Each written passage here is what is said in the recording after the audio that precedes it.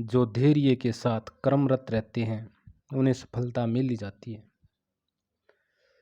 तो कर्म करते रहिए साहब, सफलता आपके कदम चूमेगी। इससे पहले हमने पार्ट 6 कर लिए, आज 7वां पार्ट करेंगे। और ये चल रहा है हमारा, कौन सा उपन्यास है? ये उपन्यास है खून का टीका, जो यादवेंद्र चंद्र शर्मा का है। और जिसने 6 पार्ट पीछे नहीं देखे हैं वो प्लेलिस्ट में जाके देख सकते हैं। आज 7वां पार्ट है। और वीडियो को लाइक और सब्सक्राइब जरूर करें। रात्रि अंतिम सांसें ले रही थी। नीले गगन में तारे कुमलाए फूलों से प्रतीत हो रहे थे। दूरी पर तमसाकार श्रृंग मालाओं की ओट से अरुणिम आभा के दर्शन होने लग गए थे। हमीर अभी अभी सैया त्याग कर उठा था। उसकी अलस तंद्रील लोचनों में भारीपन स्पष्ट झलक रहा था। वह पर्वत की ओर से बिखर कर आती हुई सूर्य रश्मियों को अनिमेष दृष्टि से अवलोकन करने लगा। उभरती हुई दूरागत चारण की ध्वनि, दूरागत यानी दूर से, दूर कोई चारण जा रहा है उसकी ध्वनि सुनाई पड़ती है हमीर को। उभरती हुई दूरागत चारण की ध्वनि हमीर को प्रतिध्वनि बनकर कर्ण कुहरों से टकराती हुई जान पड़ती थी। चारण किसी क्षत्रिय वीर का यशोगान कर रहा था। चारण का स्वर बीण सा यानी बीण के समान मधुर और कर्णप्रिय था। हमीर उसमें खो गया। चारण धीरे धीरे पगडंडियों पर समर यात्री की तरह चलता गया। उसका स्वर मंदा होता गया। बीण का तार टन की मर्मांतक ध्वनि करके टूट गया। हमीर का अंग अंग झंझना उठा। उसे भय से कांपती उस सिपाही की सतप्त अबोध आंखें समरण हो उठी। वह मर्म भेदी चीख हमीर के मन में आंदोलन कर उठी। अनंग का अट्टहास उसे क्रूरता की पराकाष्ठा लगा। उसका अंतर सिपाही की मृत्यु के अवसाद के आवर्तन में आवेष्टित हो गया। अगर इस उपन्यास की PDF चाहिए तो 9784780151 पर व्हाट्सएप मैसेज करिए, प्राप्त कर सको। राजपुरोहित मंत्रोच्चारण करता हुआ हमीर के आगे से गुजरा। हमीर पुरोहित की वाणी सुनकर स्वप्नाविष्ट सा चौंक उठा। एक दीर्घ यानी एक लंबी निश्वास प्रस्फुटित हुई, जिसमें गहरी अंतर्वेदना झलक रही थी। आज दरबार में चाचा ने इस बात पर जोर दिया कि मालदेव के साथ असहयोग का संघर्ष शुरू किया जाए। असहयोग आंदोलन से वह घबरा उठेगा। कुशल नीतिज्ञ पवन सिंह ने अजय सिंह की बात का समर्थन किया। जब तक हमारे पास अस्त्र शस्त्र पर्याप्त रूप से एकत्रित न हो जाए तब तक हमें अपनी सेनाओं का यहाँ से कूच नहीं होने देना चाहिए। अजय सिंह बोले। इसके पहले अनंग सिंह बोले। इसके पहले अजय सिंह ने पुनः कहा, असहयोग आंदोलन और छापेमारी का युद्ध स्वतंत्रता के लिए बड़े सहायक सिद्ध हुए हैं। हमें मेवाड़ियों में निरंतर इसी बात का प्रचार प्रसार करना चाहिए, जिससे राजा मालदेव का यहाँ जीना ही दूभर हो जाए। उसके पास असंख्य सेना है। वह सह परिवार जालोर को छोड़कर यहाँ पड़ा है। इतना वे है कि यदि मेवाड़ी जनता, इतना तो पता है कि इतना तो समझते हैं कि यदि मेवाड़ी जनता उसके साथ संपूर्ण असहयोग करना प्रारंभ कर दें तो वह स्वयं चित्तौड़ से अपना डेरा उठा लेगा। हमें घर घर जाकर यही कहना चाहिए कि पर्वतों पर चलो, मालदेव को लगान न दो, उसका बात बात में विरोध अवरोध करो। जब हम पूर्ण रूप से शक्ति संपन्न व संगठित हो जाएंगे तब हमारा ध्वज गौरव सहित लहराएगा, अन्यथा शीघ्रता में किया गया विवेकहीन कार्य पश्चाताप के आंसुओं के अतिरिक्त कुछ नहीं छोड़ेगा। अनंगसी ने अर्थभरी दृष्टि सारी उपस्थिति पर डाली। तनिक अपने पदासन से हटकर वह बोला, चाचा जी अपने अवस्थानुसार बात करते हैं और युक्तियां सुझाते हैं। चाचा जी श्रांत यात्री की तरह, थके हुए यात्री की तरह युद्ध और असंतोष से घबराते हैं। अब इनका मन महाप्रभु एक लिंग की अभ्यर्थना के अतिरिक्त हिंसा की ओर प्रवृत्त नहीं हो सकता। उनकी आत्मा हिंसा के नाम से कांपती होगी। अब वे वर्द हो चले, इसलिए वे संघर्ष से हटकर शांति से शत्रु को पराजय देना चाहते हैं। हिंसा को त्याग कर अहिंसा के आधार पर उस राज्य की प्राप्ति के सोपान देख रहे हैं जिसकी हर ईंट में दानू के खून के लाल छिंटे अंकित है। पवन सिंह ने विरोध किया, बात हिंसा अहिंसा की नहीं है, बात है विजय की। पराजय की आशंका होने पर आक्रमण करना मूर्खता ही है।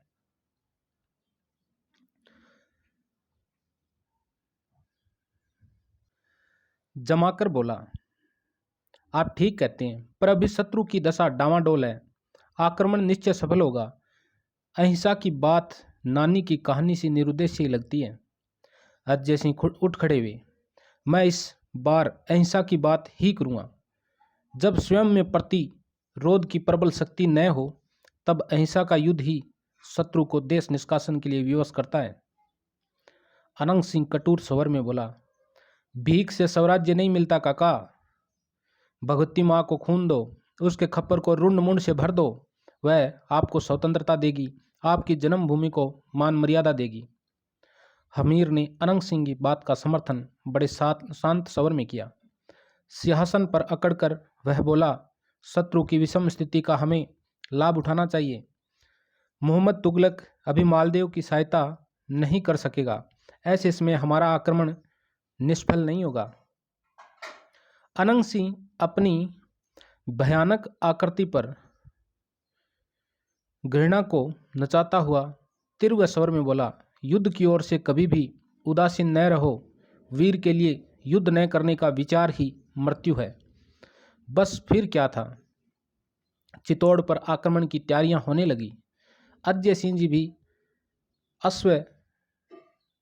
जी भी अब युद्ध की तैयारियों में कोई बाधा उत्पन्न नहीं करते थे। वे अहिंसा एवं असहयोग पर बार बार जोर देने की रट लगाते थे, पर उनकी क्षीण ध्वनि हथियारों की भीषण खनखनाहट में लुप्त हो जाती थी। पर्वत की विस्तृत गृह मेखला में हथियारों की ध्वनि हर घड़ी आती रहती थी। अनंग सिंह उन्मत्त गद सा घर घर युद्ध का निदाद करता रहता था। खून की होली खेलने में उस युद्ध पिपासु पुरुष को एक विचित्र उत्तेजना और आनंद की उपलब्धि होती थी। उसने उन विषाक्त तीरों की अनवरत सर्जना एकत्रित करना प्रारंभ कर दी जो शत्रु के तन को स्पर्श करते ही उसे परलोक का यात्री बना दे। वह खुंखार भेड़िया घना यत्तर तत्तर सर्वत्र घूमा करता था, वीरों को उत्साह प्रदान करता था, उन्हें लंबे लंबे भाषण और उपदेश दिया करता था कि जो राजपूत युद्ध से जी चुराता है वह नरक का भागी होता है, वह कभी पाप से मुक्त नहीं होता। वह ओजस्वी वाणी में कहता, कायर पुरुष को परम प्रतापी पुरुष बना सकने का मेरा आत्मविश्वास नहीं टूटा है। राणा जी, इन दया के पात्रों में हिंसा की उन दुर्निवार आग को जन्म दूंगा जो करुणा की हल्की रेखाओं से भी इन्हें वंचित रखने लगेगी। राजपूतों के आसपास मैंने चारणों का जाल फैला दिया है। ये चारण निरंतर इन्हें युद्ध के लिए उकसा रहे हैं। उनकी वाणी सुनकर कायर पुरुषों में क्या मुर्दों में भी जान आ जाती है। मैंने सुना है वे कहते हैं, ओ बप्पा रावल के वंशजों, ओ उज्जवल कीर्तियों के स्तंभों, तुम्हारे राज्य में एक निर्कुश आतताई मुकत क्रीड़ा विहार कर रहा है। तुम्हारी पावन शीतल धारा में एक यवन चाकर यानी नौकर निद्वंद तृणी विहार कर रहा है। तुम्हारे पर्वतीय प्रदेश की उन्मादित समीरण में एक रिपु यहाँ की नारियों के कोमल अंगों एवं मुक्त लाशों में प्रमत्त हो गया है। ऐसे समय में ओ सूर्यवंशियों, तुम हाथ पर हाथ धरे क्यों बैठे हो? तुम्हारी उपत्यकाओं में महा अनर्थ हो रहा है। इसलिए वीर पुत्रों जागो, महाकाल को जगाओ, ताकि शत्रु तुम्हारी जननी को स्वतंत्र कर दे। राणा जी,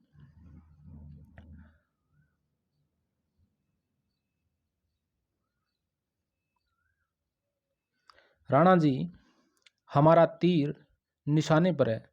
मुझे विश्वास है सम्रांगण में युद्ध के लिए उन्मत्त वीर शत्रु पर टूटेंगे तो विजय निश्चय हमारी होगी।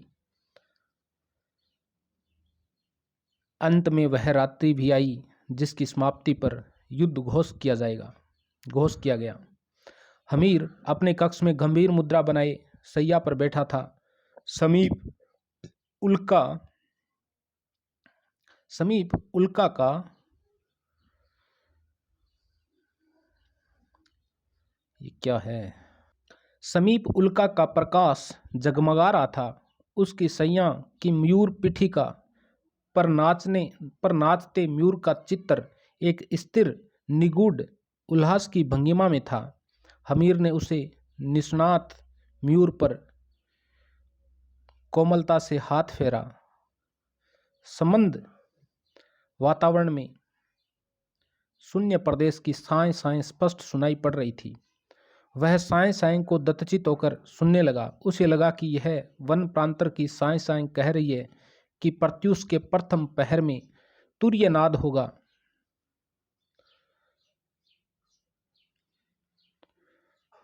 और महामरण की छाया में, प्रलय के आघातों में, पवन के चित्कारों में यह वीरों का दल जो आज सुख की निंद्रा में निगमन है, जो आज वीर क्षत्राणियों की गोद में प्यार ममता वात्सल्य लिए पड़ा है, जूझता हुआ दिखेगा और धरती का आंचल रकत से भीग जाएगा। वह उद्वेग से भर उठा। तभी एक परिचारिका ने आकर निवेदन किया, अनंग आया है। इस बेला? हाँ, भीतर आने दो। तो हमीर कहता है इस बेला यानी इसमें? हाँ, भीतर आने दो। अनंग अपनी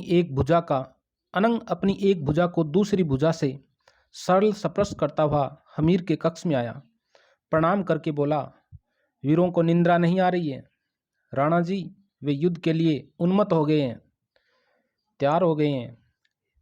यह शुभ है अनंग सिंह। शत्रु का कलेजा उनके हुंकारों से थर्रा जाएगा। अनंग सिंह, किसी भी तरह चित्तौड़ को प्राप्त करो। अपनी मूंछों पर ताव देता हुआ अनंग सिंह बोला, चित्तौड़ अवश्य जीत लिया जाएगा। सूर्य के साथ तुर्यनाद सुनाई पड़ा। प्रलयकारी राजपूतों का दल चित्तौड़ की ओर चल पड़ा। उनकी दामिनी सी यानी बिजली सी प्रतंचाओं पर विनाश के तीर चढ़ने को ललक उठे। युद्धशालाएं आज शस्त्रों से खाली हो गई थी। शौर्य, वीर्य और तेजस्वी व्यक्तित्व के सम्राट हमीर अश्व पर आरूढ़ होकर सेना के प्रमुख रूप में आगे आगे बढ़ रहे थे। अप्रकट आक्रमण को प्रकट होते देर नहीं लगी। राजा मालदेव मुसलमानी सेना को लेकर पवन वेग से आगे बढ़ा। तब धूल बादलों से अनंत आकाश